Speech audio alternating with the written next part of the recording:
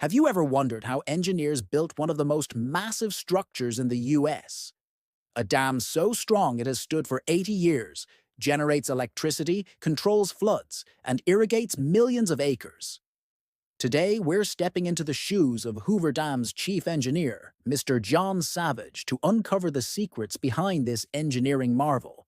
Back in the 1930s, Savage and his surveying team picked the Black Canyon along the Colorado River in Arizona. Why here? The canyon's tall, narrow walls meant fewer materials and more stability, a genius move for building a gigantic dam. But the challenges were just beginning. Imagine building a straight concrete wall that can hold back billions of gallons of water. A flat wall bends under pressure.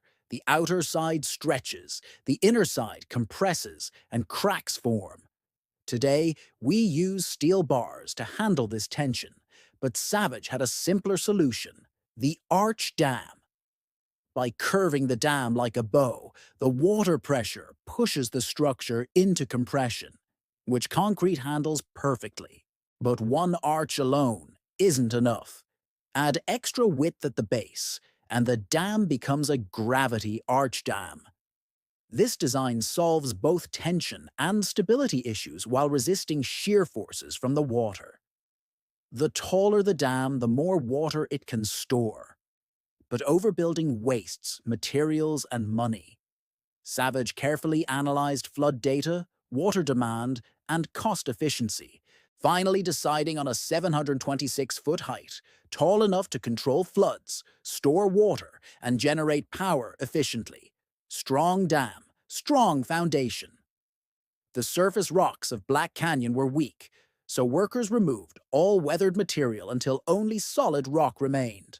Dynamite blasted the mountain walls into the perfect arch shape, and acrobatic teams cleared loose rocks. To bear the dam's massive weight, workers dug 135 feet deep to reach hard soil layers.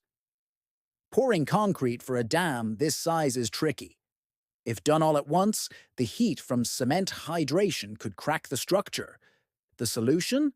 Divide the dam into 56 50-foot blocks and pour them individually. Embedded steel pipes carried cool water to control temperature. Once hardened, the pipes were filled with grout, creating a dam so solid it hasn't cracked in 80 years. Inside the dam, 4 massive intake towers feed 500-foot-long penstocks that carry water to 17 Francis-type turbines. Each generator powers roughly 100,000 homes.